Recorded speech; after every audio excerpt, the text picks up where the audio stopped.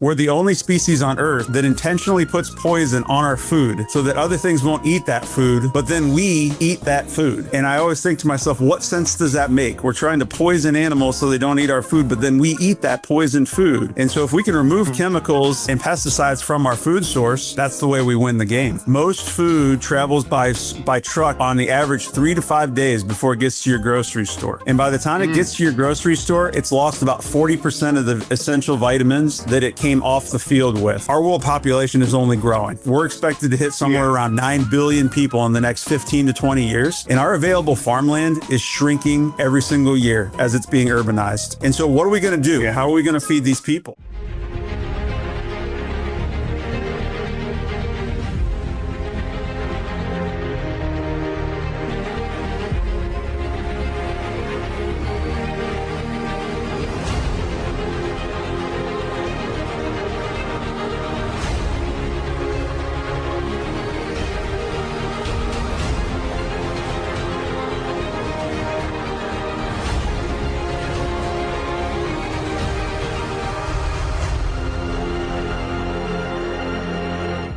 Hello, everyone. Welcome to the Career Education Learning Center podcast. I'm your host, Mitchell Rivers.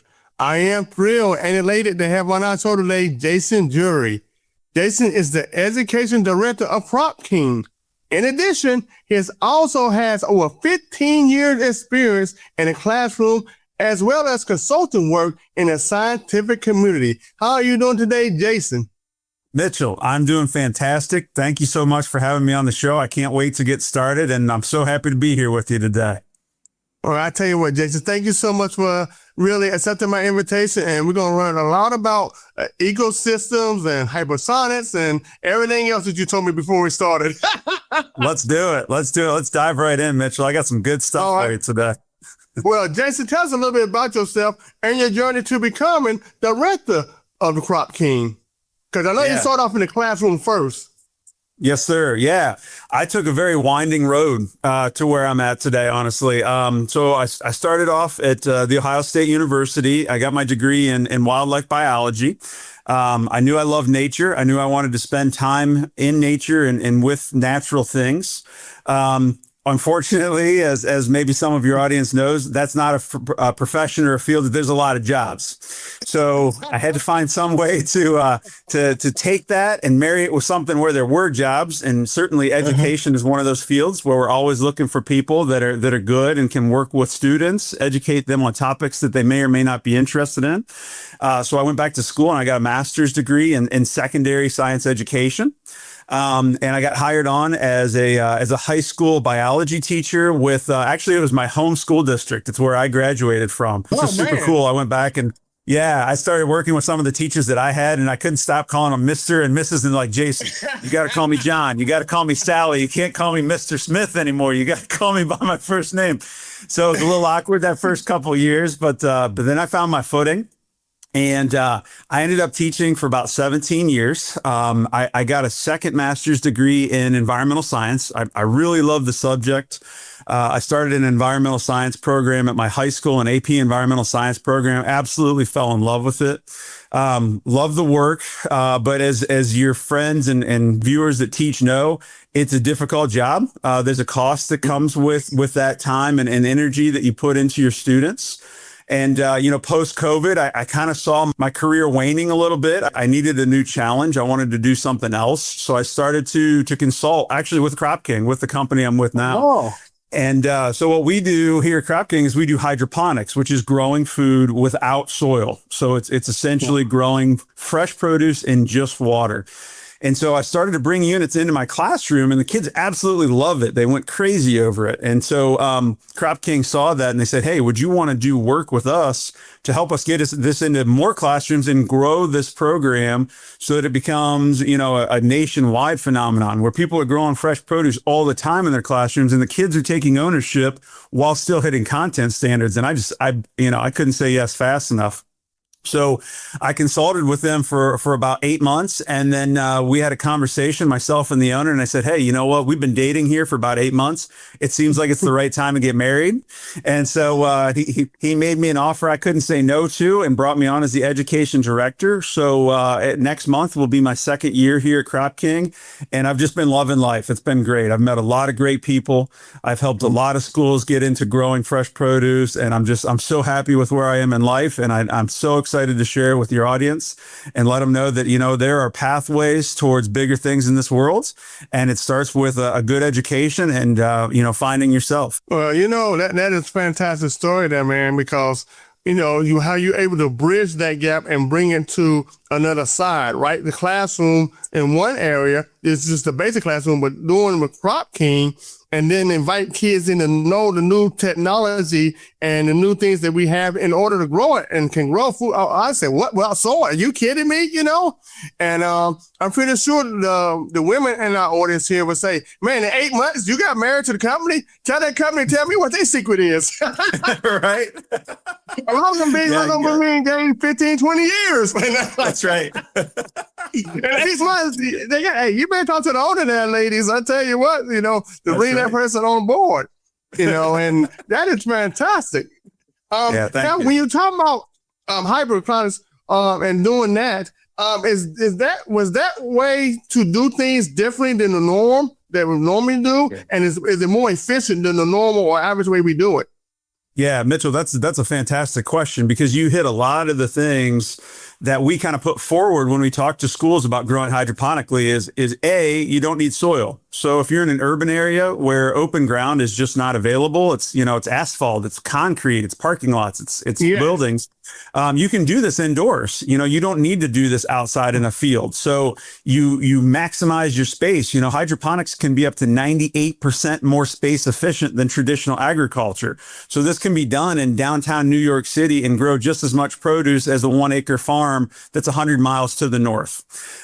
We use 90% less water. We use 90% less nutrients. So from an efficiency standpoint, we're maximizing our inputs and we're getting twice as much produce with that reduced amount of inputs. So it's great in a school district where, let's say you have 1,000 students that might be food insecure.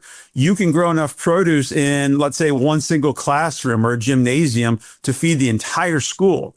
And so that's what we like to take and put out there to our teachers is, you don't have to be an expert farmer. You don't have to have a background in agriculture. You just have to be able to follow a recipe to add nutrients to the water so that the plants get enough nutrition. And then you have to be a good babysitter. You know, you want to make sure that your plants are happy. You check in on them every day.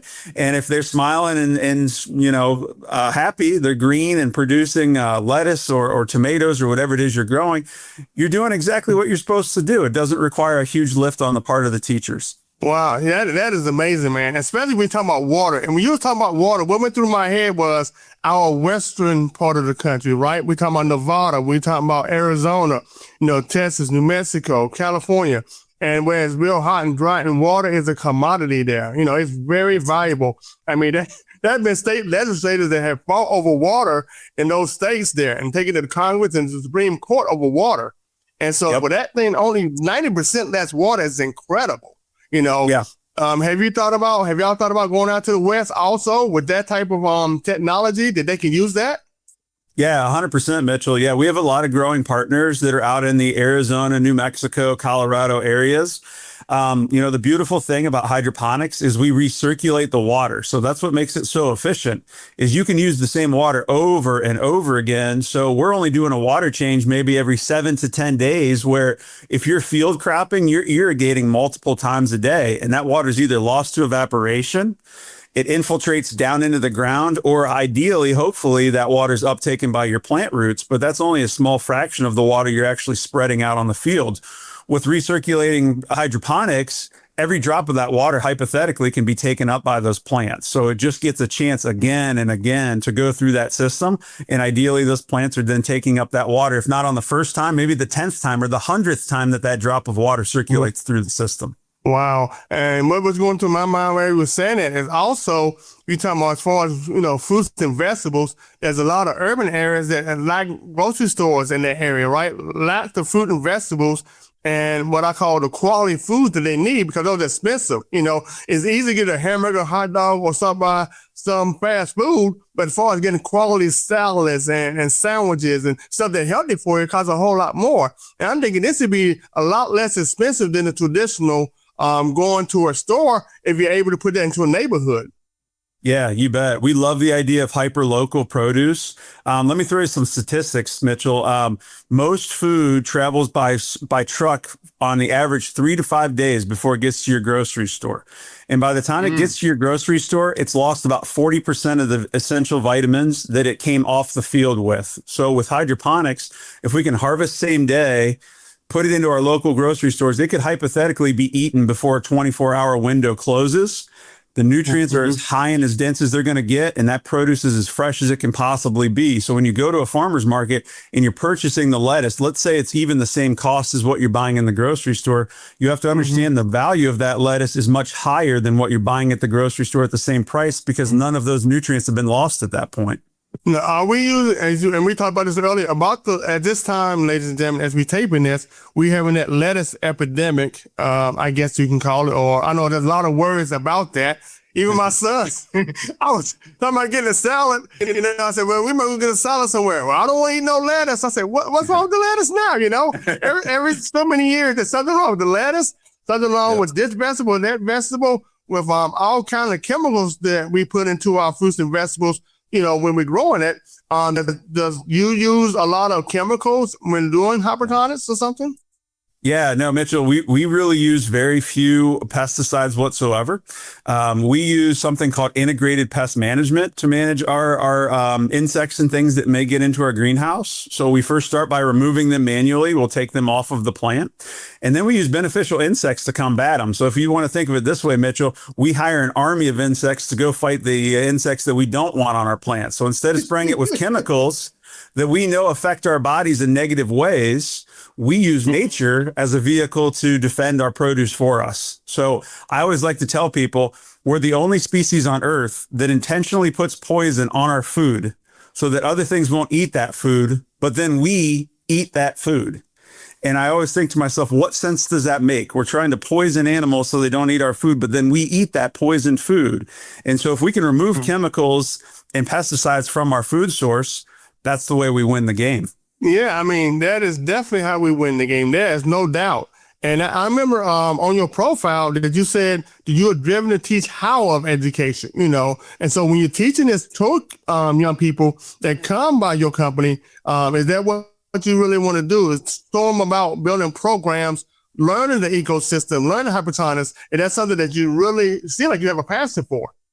I do, Mitchell. You're absolutely right. I love it. One of my favorite days at Crop King is when I get a visitor group from a local school because kids are inquisitive. They're interested. I call it the Disney effect or the wow effect. When I swing those doors open to our greenhouse and they just see a field of green produce, all their jaws drop, because most of them aren't used to seeing produce in that way. They're used to the old McDonald mantra of there's a farmer on a tractor on thousands of acres that are growing all this food, but we can grow this in a footprint the size of their classroom. And so when they see that as a real viable option, they get really excited about that. And then it's fun for me then to talk about what we've just shared, it's more efficient with the use of nutrients and water. We can manage our pests without the use of tons and tons of chemicals and pesticides. And to the point of the epidemic with the lettuce, that was caused by a parasite that was carried in the water that was being sprayed on the crop of lettuce. Now, because our plants get all the water that they need from their roots, we're not spraying anything onto our plants in our greenhouse, which means there's no opportunity for animal waste to get onto our plants. And that's exactly what happened with this outbreak of this parasite. Is the lettuce was sprayed with infected water. The leaves became infected with these parasites. And then when it traveled to the restaurants or the grocery stores where people then purchase and consume that lettuce, that's how the parasite was spread. So none of that happens with hydroponic lettuce. And I'd even invite your guests, or not, I'm sorry, not your guests, but rather your viewers to go do some research on hydroponics and look at the incidence of disease and spread of pests that takes place. It's very, very low compared to field grown crops. Well, I usually wait to the end of the show, but I'm gonna make sure I get it on. How can I get? What is the website that you have there at Crop King? Yeah, it's really easy, actually. It's just cropking.com. You can go check out what we have available there. We do a number of things. We do on-site and virtual training. So if you've got people that want to know more, we love to invite them to campus. We get people from all over the world to our workshops. We do a 2-day grower workshop that we train you on all aspects of how to grow hydroponically. If you want something a little more personalized, we do 2-hour virtual trainings. We do offer field trips. So if we have people that are kind of in the Akron, Ohio area, Cleveland, Ohio area, and you're listening to the show, feel free to reach out. We'll bring groups right on campus here and take them through our greenhouse, absolutely free of charge for the teacher. We'll even go to you if you need help in your greenhouse. If you have a space, you're having trouble with pests, you can't get your crops to behave the way you want them to, we'll come right to you. And that's all available through cropking.com. Wow, that is incredible, and that's something that I think that needs to be done, especially to get kids interested in science. Because when you were teaching in the classroom, was kids really interested in science? Or are we able to get more kids in the STEM programs or science programs these days? And what you're doing at Crop King, is that more of a gateway, a good gateway, in order to get kids interested in science and agriculture and growing our food? Yeah, Mitchell, I would tell you yes, for sure that it is, because I'm a firm believer that people want to work with their hands most of the time. I mean, you got to work with your brain, but as we've all been to school, we've all sat through lectures where we thought, what am I doing here? What practical applications does this have to my life, right? Where will I ever use this? But when I go to trade shows and when I go to schools and I ask people, raise your hand if you ate in the last 24 to 48 hours. Well, guess what? Pretty much every hand goes up. And then you ask kids, do you like to eat? Do you think eating is important? No kid is going to tell you no, that eating isn't important, right? They all know that eating is important. And so I think you actually hit on something else that's really important, Mitchell, is that this can also be a wonderful vehicle towards career tech and training students for next generation jobs. Because as you know, our world population is only growing. We're expected to hit somewhere around 9 billion people in the next 15 to 20 years. And our available farmland is shrinking every single year as it's being urbanized. And so what are we going to do? How are we going to feed these people? And we don't have enough people going into agriculture right now to sustain the growth that we need to be hitting in order to feed these people. So teachers using this as a vehicle to show students, hey, this is a very viable career path. This is something you can do in life that will not only make you money, but it'll give you a great sense of accomplishment because you are doing work that is so important. We hear every day people coming to us and say, hey, our district is food insecure. We don't have enough food for the students that come to school. 75% of our students don't have breakfast, when they come to school. Yes. And that's something that can be directly addressed right in the building with systems and training. And the students can take ownership of that, and then they can just scale that up to the next step. They purchase a greenhouse, something like that, when they get a little older. And now you're putting food into your community. And I don't know, at least for my money, Mitchell, I don't know if there's anything more rewarding than putting back into your community and seeing it thrive because of the efforts that you've put into something. And no doubt about that, man. I mean, a lot of school insecurities. And one thing that I've always preached, and I will continue to say this, and I think it's not political, but it's political somehow. I don't understand that. Especially since we claim we're a Christian nation, is that while we don't offer free lunch and free breakfast for every kid in every school, regardless of the economics, I think that's the least that we can do to make sure our children get fed. And if this can be a vehicle to, especially those schools that may be underrepresented or a lot of low income students out there, this would be a great vehicle, like you said before, in order to feed them the breakfast and the lunch, so that way they can not go think about what they're going to eat or what they're going to eat or not, where they can concentrate on their studies. And so definitely, I think this is a great vehicle to have in colleges and universities. Is this taught in colleges and universities that you know of? This type of So we're getting there. We're slowly building partnerships where colleges are seeing this as a viable career path as well. It's not built out in most universities yet, but I think the writing is on the wall that we're heading in this direction. Controlled environment agriculture is going to be something it's going to be essential going forward. We're not going to be able to move away from this type of growing back to field-based growing unless we're ready to start, removing concrete and asphalt from our landscape. And that's just probably not going to happen. So yeah, we've started to partner with some different universities. We work closely with the University of Wyoming.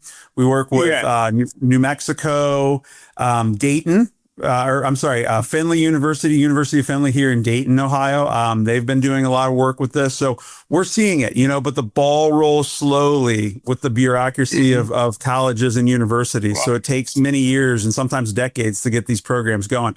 But we're seeing it start to happen. We're seeing enrollment go up. And what's happening is we feel that it's because of the feeder programs that are coming out of K-12. The kids are now being exposed to this. They see that it's an option for them. And then when they get to the university and they see that they have those programs and they can continue their training, they're signing up for it. Yeah, and I think that's the way to really get kids involved, is that if you want to have those programs at the university level, then you need the high school students to come in and request those. Do you have this program? And if a university sees that it's viable and it can be, let's be honest, profitable as far as to attract the more students because you had that program. And to be honest, it's almost like AI in a sense, right? Everything's going to AI. Well, if everything can go to what you're doing at Crop King there, that'd be great, because now kids love to go. Let's be honest, they're very trendy. Yeah, but it can be a permanent trend that's beneficial not only for them but for their community at large. And so that's why I asked about that. I know you said you want to build those K-12 programs there. Is that part of the building that you want to do to make sure that it's in the high schools, even if they take a class or field trips, to get them interested in that scientific area? Yeah, 100%. And that's one of the things, Mitchell, that I was brought to Crop King to do, was to help foster these relationships and create these meaningful pathways. Because when I started, there really wasn't a lot of content or curriculum available in controlled environment agriculture and hydroponics. It just wasn't out there. Things were very dry. And it was something that teachers asked for all the time is how do I get this going? I don't have the time to sit down and write 10 lesson plans about how to grow food. And so Crop King said, hey, Jason, is that something you would feel comfortable doing? And so my first 8 months here was really just building content. And so that's where we're at. So now we have over 50 different lessons that we can offer to teachers that they can immediately integrate right into their classroom along with the systems that we carry. So we have entire packages that have the systems, the curriculum, the training, all the tools the teacher needs. All they have to do is set it up. We like to say, we're going to send you everything but the water. And then all they got to do is plug that thing in and get growing. I tell you what, I like that. That's a new motto. I love it. That's right. Well, I tell you what, Jason, this has been a fantastic podcast interview and learning. Here at the Career Education Learning Center, we're all about careers. We're all about education. We're all about learning. And especially if we can find something new that Jason is doing here, with Crop King and what they're doing and what they want to do in the future. That's something that we want to get people on board about, especially our young people, and get them in advanced or in interested in those STEM programs and things that, as you said earlier, Jason, that they can really put their hands into, really learn a lot too. And it's beneficial not only for them, but it's beneficial for the community. Do you have any advice or suggestions for our young people who maybe want to get into this field? Yeah, I would say if it's something that interests you, if you like growing, if you like working with your hands, try to find a local grower that might be a mentor for you. They're dotted all over the country. Chances are there's probably a greenhouse grower within 50 miles of your home, regardless of where you live. Seek those people out. Even if you can't find them, Mitchell, I give you permission to please go ahead and share my contact information, and people can contact me directly. I'm happy to help them find some of those mentor partners.